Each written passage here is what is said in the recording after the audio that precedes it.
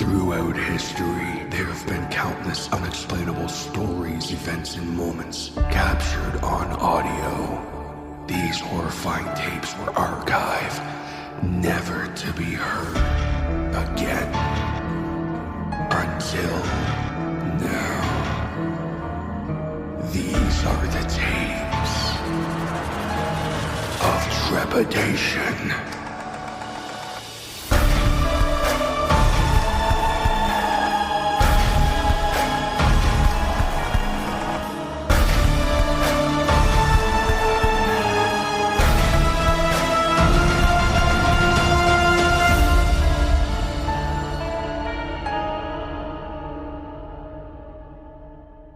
Tape number 69.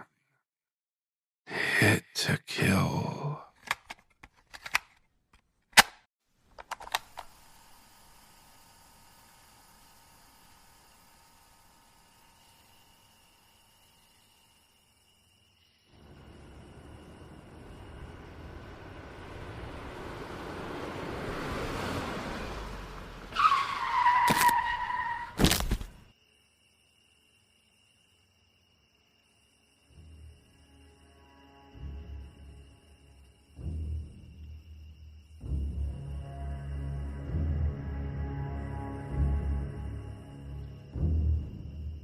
After the initial impact, you were sent flying.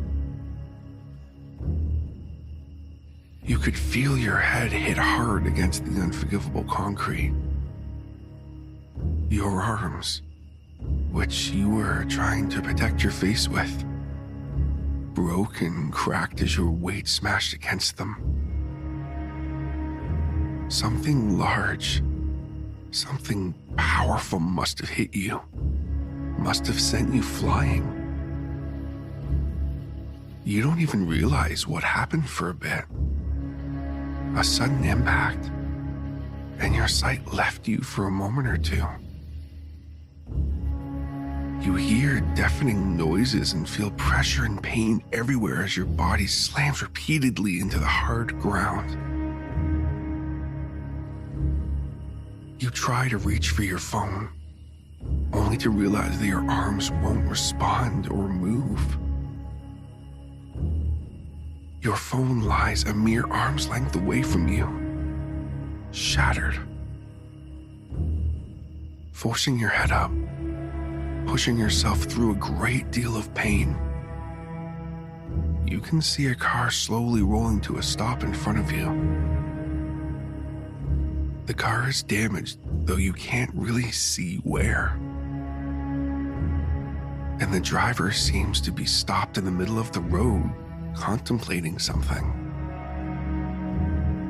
Your brain doesn't really seem to be working as well as usual. Your thoughts are slow and clouded. But you realize that a car hit you. His car. He hit you.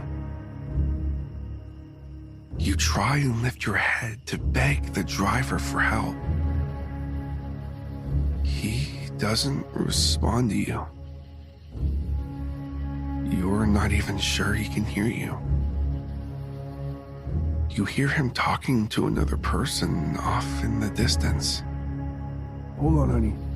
Yes, I'll be home for dinner. I think I just tapped something. I just have to make sure. How could he be so casual about this? You expect he will call emergency services. You think you'll hear him dialing an ambulance next and running over to beg for forgiveness and make sure you're okay. Tapped something. You think to yourself, this maniac could have killed me. How reckless could he be? Talking on his cell phone while driving, hitting and almost killing a pedestrian. He'd better have an amazing lawyer. He should be glad if he doesn't spend the rest of his life in prison for this. Why hasn't he dialed the police or an ambulance yet? These thoughts continue to race through your head. He doesn't dial any emergency services. Instead, You hear his truck engine begin to turn as the red lights from his tail end begin to pull away off into the darkness. Can't just leave me here. You think to yourself, I have a life, friends, a family. They'll be looking for me. The police will. An awful thought forces its way into your head.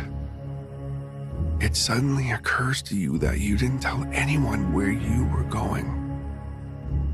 You came out here while jogging to try and be alone. You picked this area especially for its remoteness.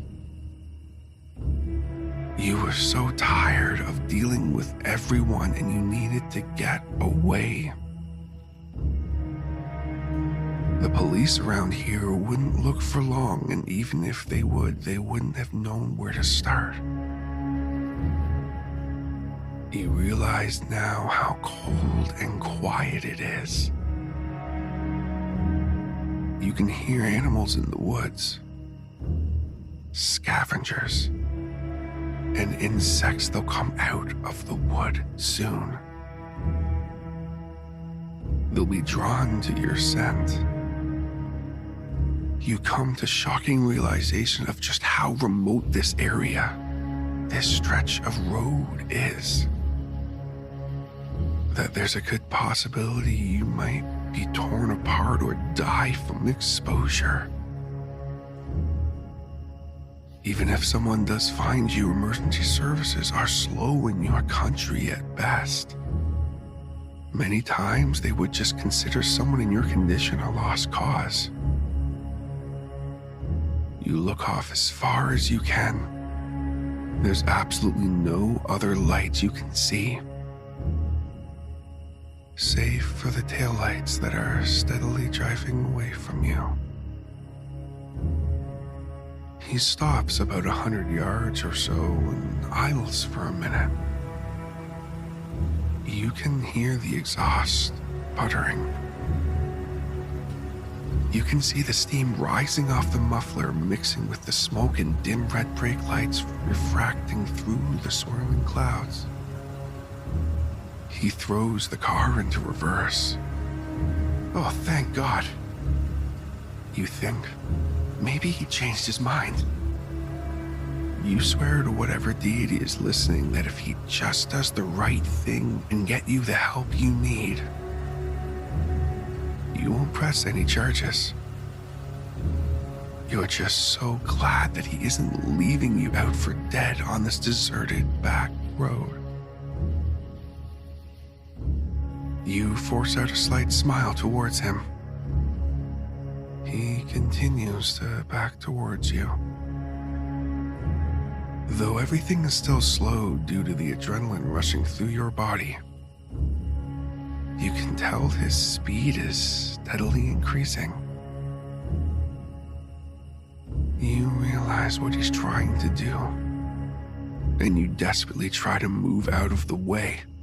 But no matter how hard you try, your body just won't respond.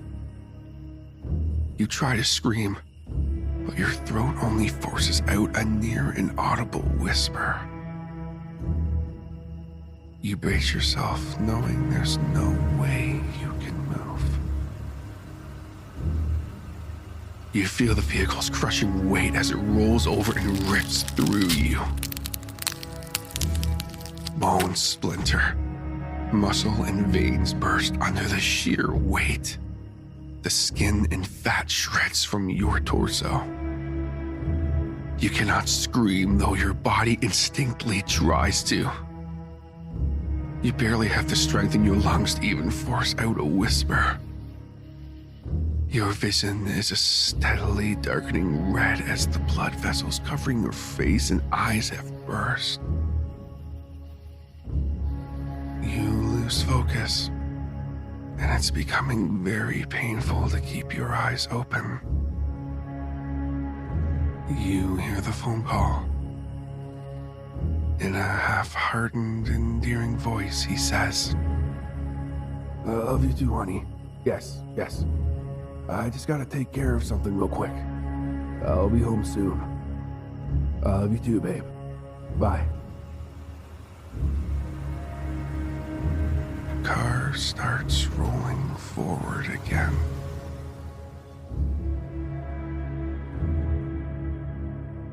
There is talk of an unwritten law in some countries where overpopulation and healthcare are an issue. That if you hit a pedestrian, you hit to kill. In these countries, it is said that if you injure someone while driving, you are responsible for their medical bills for the remainder of their life. If, however, they are killed, you are instead only given a one-time fine. This has been said to lead many reckless or drunk drivers to come back and finish off many a helpless and injured pedestrian.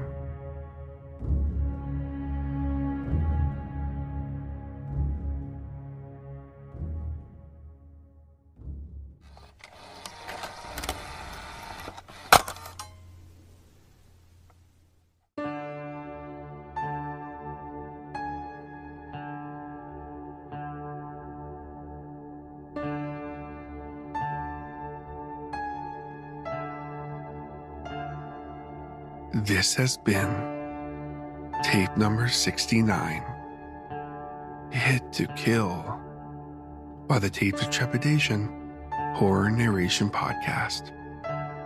Hit to Kill was written by Trashbinrat and was originally posted on the Creepypasta Wiki. Story is available on your Creative Commons by Share-alike license.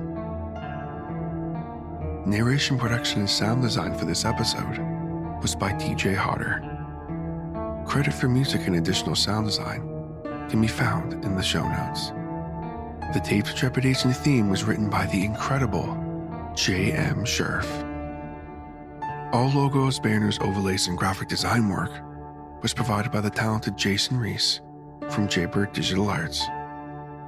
If you have a story you would like to submit or a question regarding the show, please contact us at tapesoftrepidation.podcast@gmail.com. Support the show by subscribing and leaving a rating on Spotify, Apple Podcasts, your favorite podcatcher, or like and subscribe on YouTube. And be sure to tell your friends. Word of mouth is extremely helpful to podcasts like this one. And check us out on social media through the link tree in the show notes. We have Facebook, Instagram, and Discord. I say it a lot, but if you have Discord and you enjoy this podcast and you are not on the Tapes of Trepidation Discord, you're missing out. It is definitely the best way to keep up with everything that goes on with the show, interact with other fans, and also myself, if you have any desire to do that, of course. If you'd like to support the show a little more, consider joining the Tapes of Trepidation Patreon. With as little as $5 a month, you can gain access to monthly bonus short stories / Michael Pasta narrations, the weekly behind-the-scenes podcast within the archive, and more. Come, join us, and become trapped within the archive. Just like my current patrons, Neil Skarupa of Neurotic Voice, Doozer Pin Dan, Ronan Kamori, Eric Phones, Patrick Stewart, Madam Strangeways, Dr. Torment, and Tori. Thank you all so much for the support. All content used on Tapes of Trepidation is either original, used with permission, or is available under Creative Commons Share-alike license. All rights reserved unless otherwise stated. Licensing information can be found in the show notes. This podcast and its content may not be redistributed or rebroadcasted without the express written consent of Tapes of Trepidation and the story's author. Thank you so much for listening.